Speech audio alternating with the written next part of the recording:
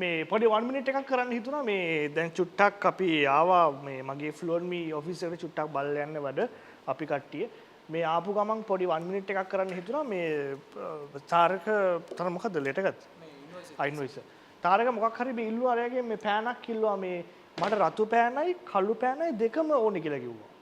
එහෙම කිව්වනේ. මට රතු එකයි කළු එකයි දෙකම දෙන්න. අන්න මේ වගේ ඒවා මේක මාර ලස්සන පැටර්න් එකක්. හරි. දෙකම අර සමහර ඉන්නවනේ මට ඒකයි මේකයි දෙකම ඕනේ කියන කට්ටිය යන්නේ. ඒගොල්ලන්ට සෑහෙන වැදගත් වෙනවා මේක. හරිද? දැන් මම කියනවා උදාහරණයක් අහගෙන ඉන්න. I eat rice and bread. ඒ කියන්නේ මම බතුයි පානුයි කනවා. I eat rice and bread. මම දානවා මේකට both කියලා. Clear? I eat both rice and bread. දැන් මොකක්ද තේරුම? මම බතුයි පානුයි කනවා නෙමෙයි දැන් මොකක්ද තේරුම? මම බතුයි පානුයි දෙකම කනවා. මම බතුයි පානුයි දෙකම කනවා. I eat both rice and bread.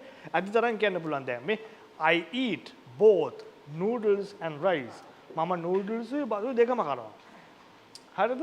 දැන් මම උදාහරණයක් කිව්වොත් මම කියනවා මම මේකටයි ඒකටයි දෙකටම කැමතියි. I like both this and that. මම English movies උයි සිංහල movies උයි දෙකම බලනවා.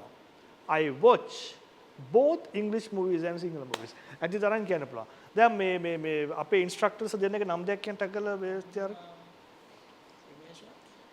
ඉමේෂයි ගගනි. දැන් මම කියනවා මේ don't worry example එකක් මේ තාරක කියනවා මේ මම ඉමේෂයි ගගනිටයි දෙන්නටම කැමතියි කියලා. කොහොමද කියන්නේ? I like මේ පැත්තකින් කියන්නේ I like both Imesh and Gagan.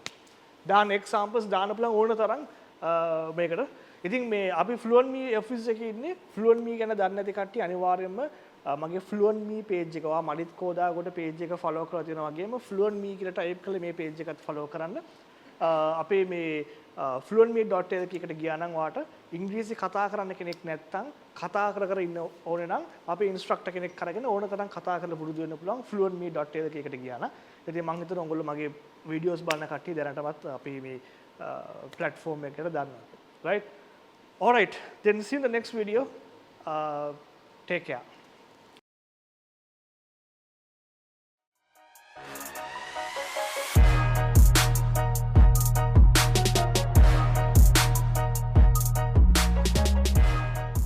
Spoken English by Malit Kodagoda. Sampradayika Ingrisi ඉගැන්වීම් කලාවෙන් ඔබට